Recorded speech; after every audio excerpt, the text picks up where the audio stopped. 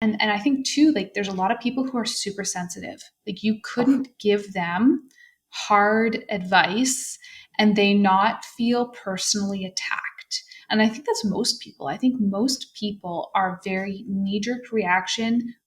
This is personal. I And it's think like, most in a people way, in our, I think most people in the world today yeah, are hypersensitive yeah. and do not like the truth. Matters.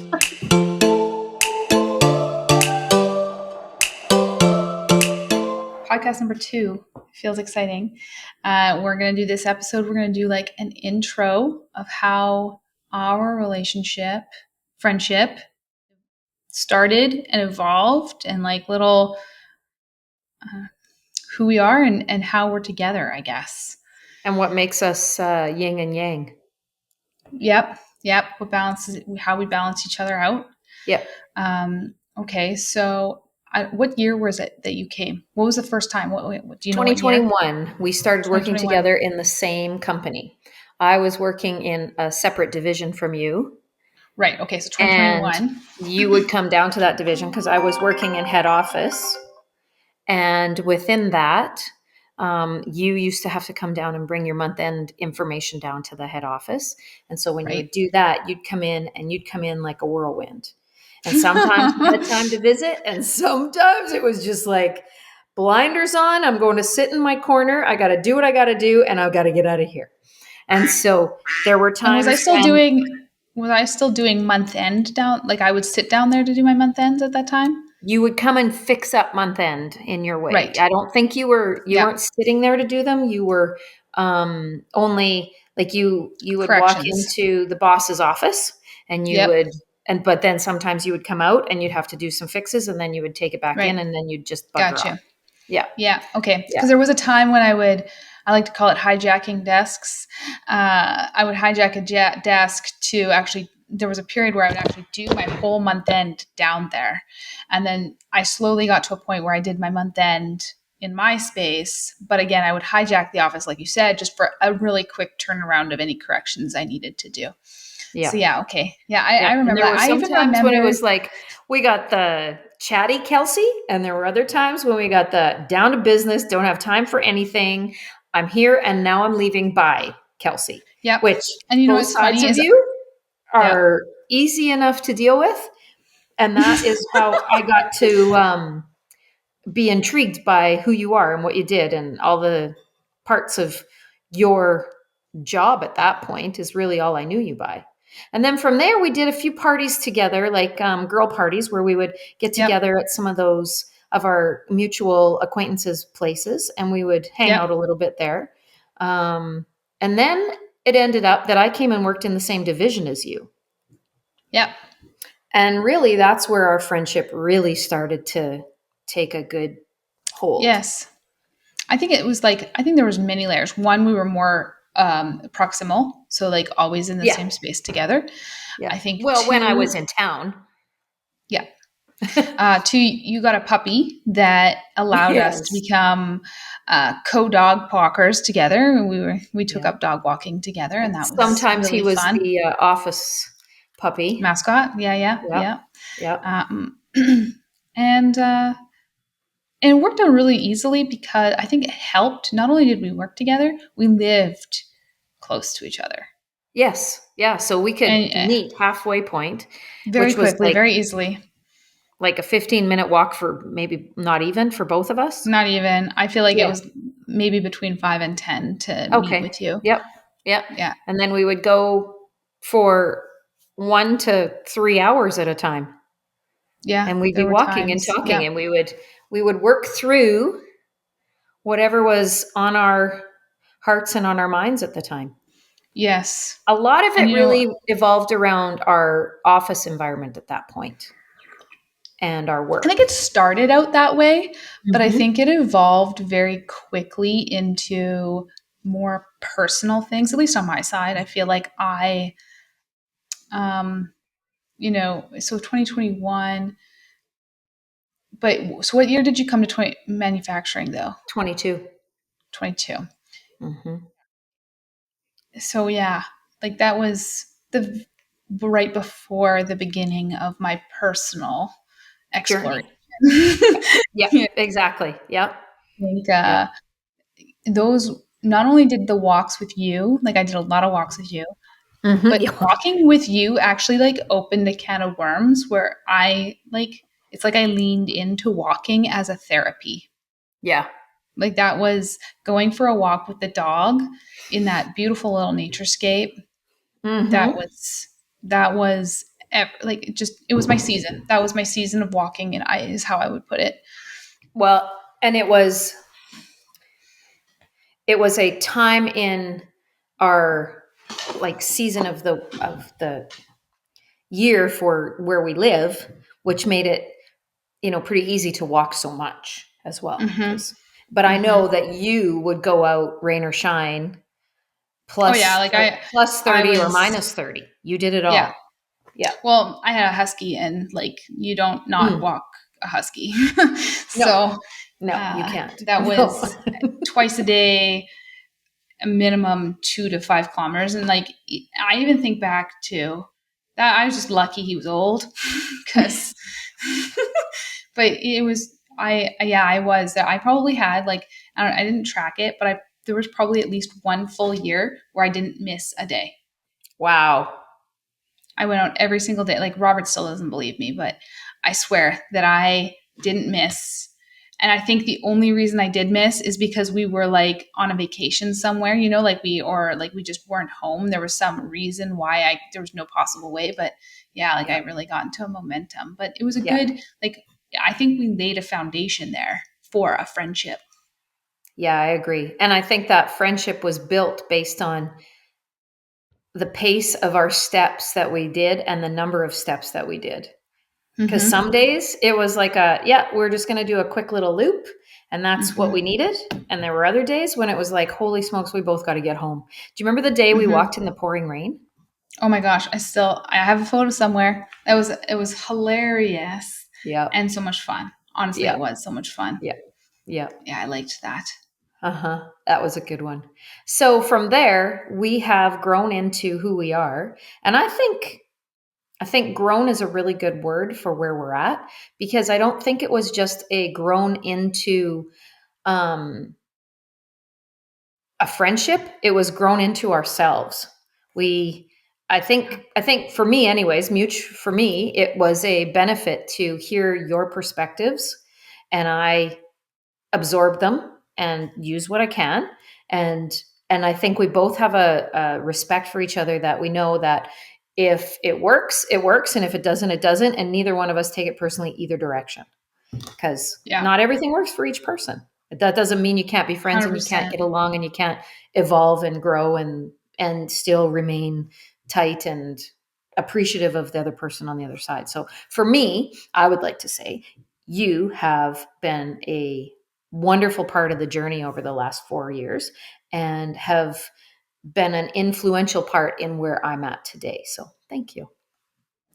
Yeah, and I think that what you said is very important because I don't think very many people realize how, like, I'm same way in that the ability to talk to somebody, and whether it be receive or give positive or negative feedback, and either not let the positive go too far to your head or the negative send you into a crater, is significant. Like, Mm-hmm. and I think too, like there's a lot of people who are super sensitive. Like you Oh, couldn't give them hard advice and they not feel personally attacked. And I think that's most people. I think most people are very knee jerk reaction. This is personal.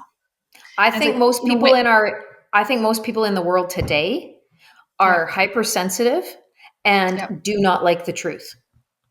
right. And like, but like the truth is what makes you grow. The truth is what, and not only grow, but really win. One of the, I have it, Oh. like it's a totally weird tangent, but it's the best example I have that I look at and I think people will ask other people for advice. So example, I'll listen to a podcast about somebody who'll call in to some business guru and the business guru will be like, "So what's your problem?" And the person will be like, oh, I have this perfect product or service, and it's so like, um, I'm the only operator and I want to grow. And it's Yep. so perfect. And the guy will be like, okay, but as soon as I hire somebody, they're crap. They don't do as good of a job as me. And the guy goes, Yep. does the customer care? And the person's like, well, I don't care. Like, I want this product to be like this. And he's like, yeah, yeah, yeah, but you don't matter. The customer opinion matter. Like, Exactly. you're not. So I look back to that and I say, same idea is that the ability to like go to somebody and be like, I think you're a sound, sober second thought. I think I value your life experience, your knowledge, and I might not be able to take everything you say as a relation to me, but I can take your life lived experience, I can take your knowledge, your wisdom, and say and chew on it, Mhm. percolate, and be like, how what can I take from this that will help me navigate my future better? And I think that's where you have been very valuable to me, is that anything that I've been overwhelmed with in my life, I've been able to come to you in some respect and have you not just be an immediate cheerleader.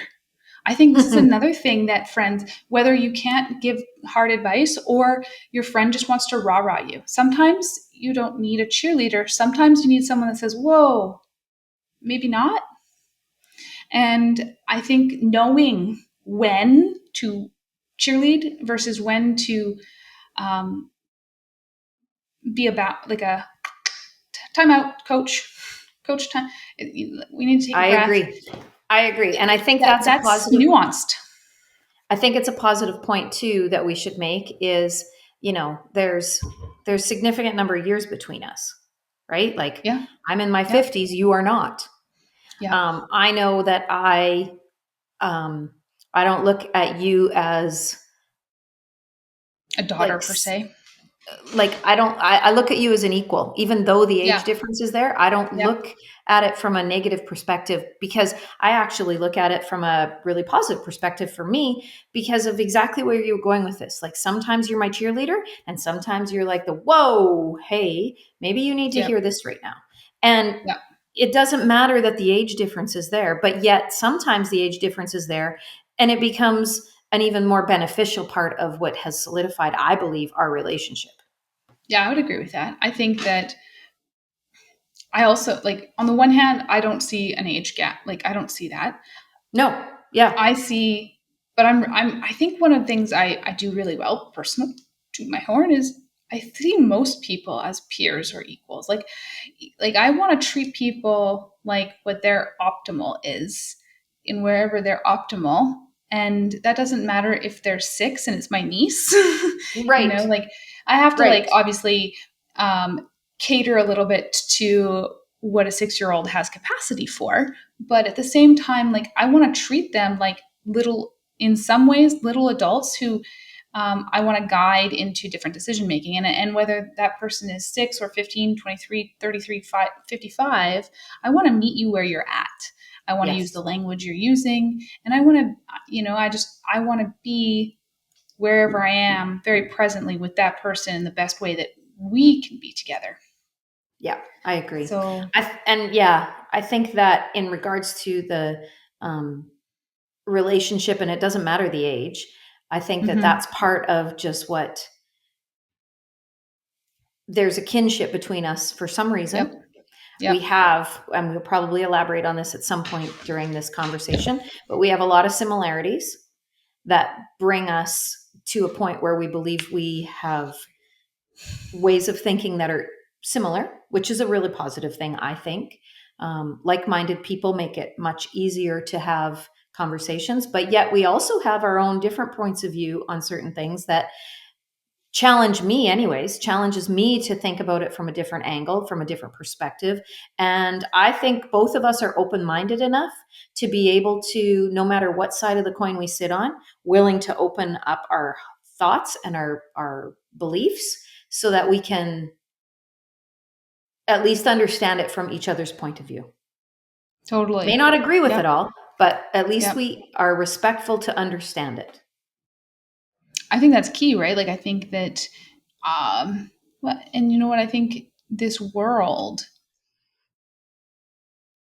is the ability to accommodate someone else's thoughts, feelings, and beliefs, but not necessarily like I definitely fall hard into a libertarian category of do as you wish, just don't harm other people or harm their things. Like very free thinker, like very open to ideas.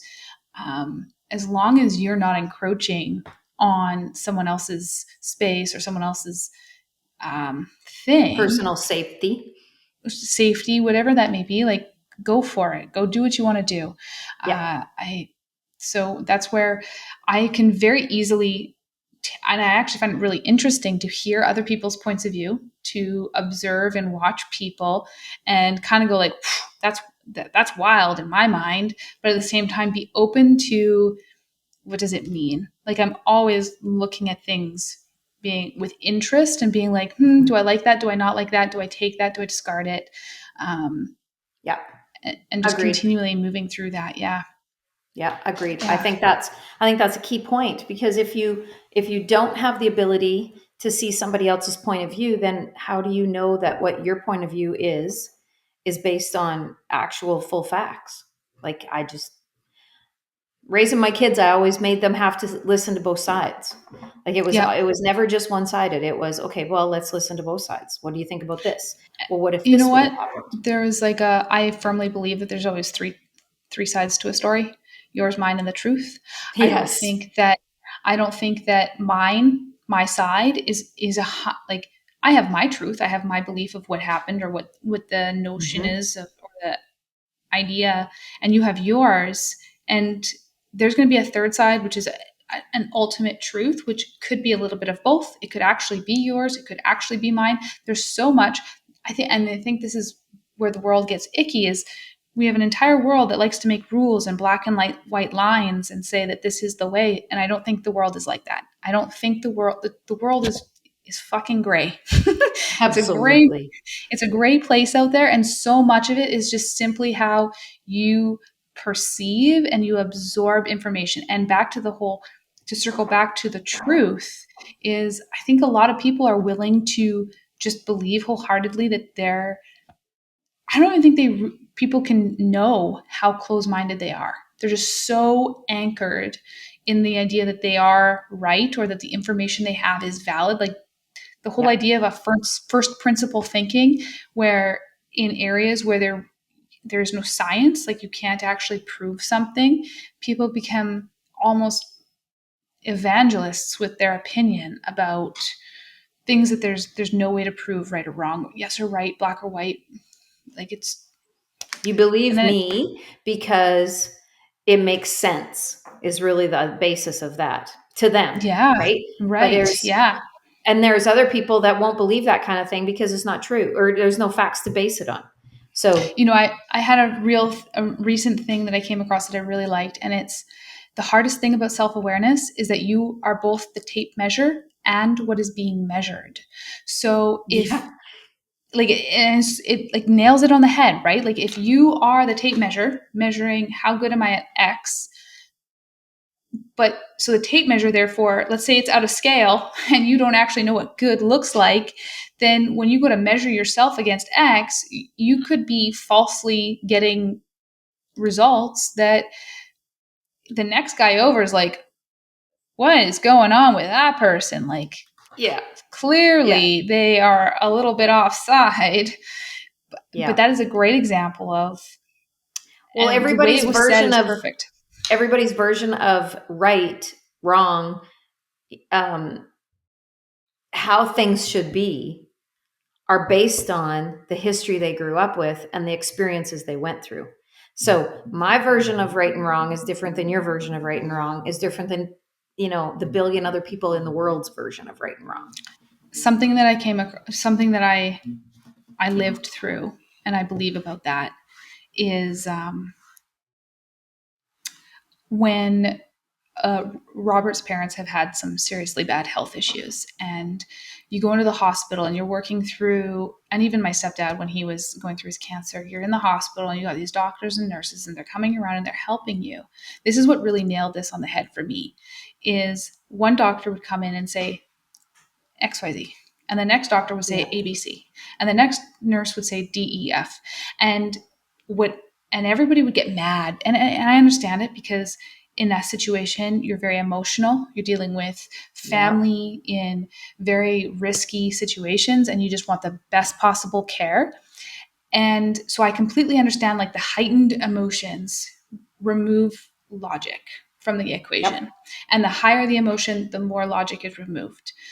And so, as someone who is almost like a third party, I'm slightly more objective, standing on the outside watching in. What I noticed was I really became very an advocate almost of, you should interview your doctor. You should Yes.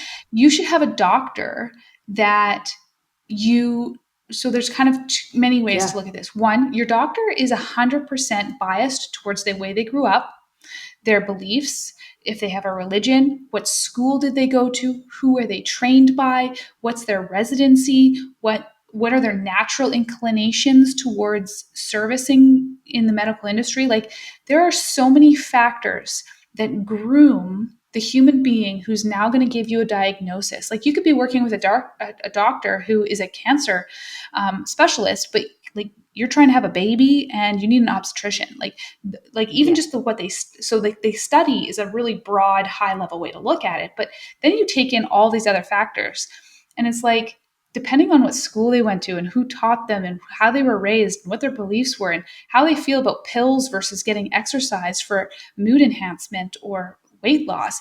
How many doctors never prescribe weight loss as a way to lose weight, Yeah. or Exactly. to or as a to help with depression? Like, I think the going through that process of having a family member in care, like, there is so much that is just basically, you just get whatever doctor has been handed to you, and therefore you just get whatever they their history could recommend for you. Meanwhile, there could be a doctor, and there could be only one in the world, who is actually the right person for your illness, but your chances of ever finding them, like, but I think doctors are put to such a high standard.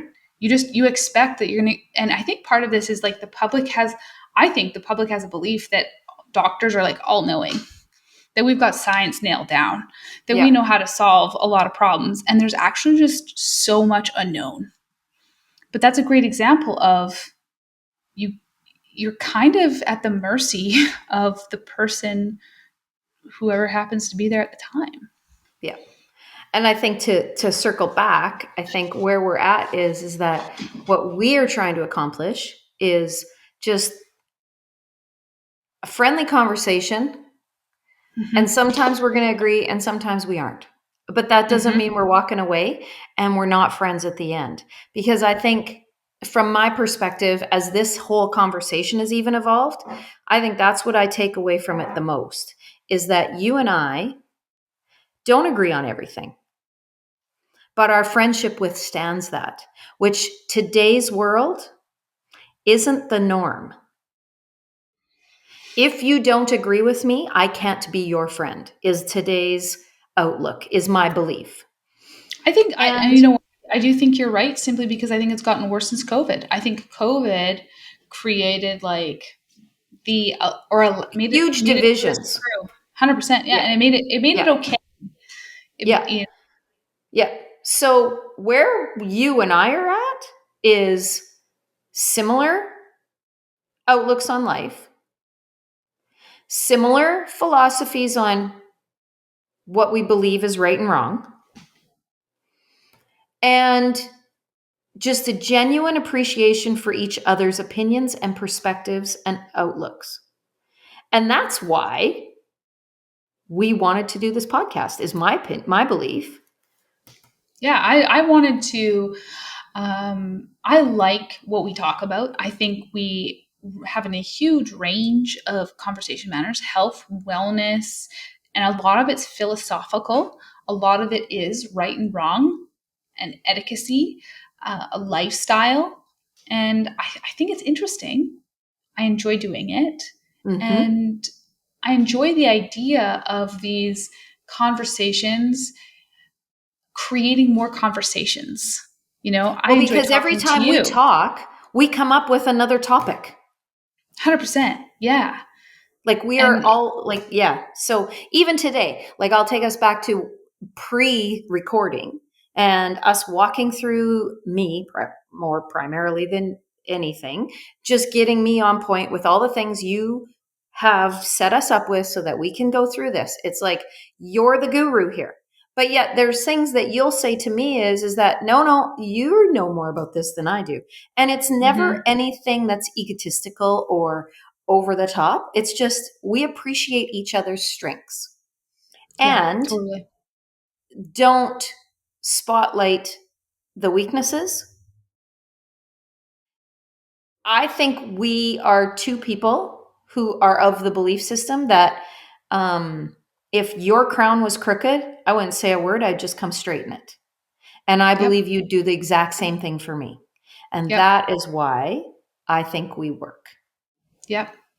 Yeah. So, I like being kind, not nice. Like I think yes. nice is letting someone almost feeling like to say something is mean rather than to set somebody right and allow them to be. The best analogy I have had for it is you've got a booger on your face. A nice person would not bring attention to the fact that you have a booger on your face. A kind person wouldn't let you walk around with the booger on your face. Exactly. Right? And so Exactly. I think that we're those people. I think so too. And I think that gives a really good introduction as to who we are, Hmm. why we're doing what we're doing, and potentially a springboard for what's to come.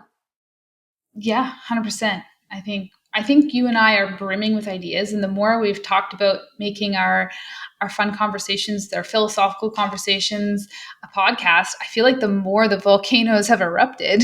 So Yeah. that's really exciting. Yeah. And I'm really excited about this. I'm fun, and like not only am I excited to be able to talk with you about interesting things, I'm excited to like play around with technology and share with the world. It's kind of cool. It's I fun. agree. I agree. And I think with that,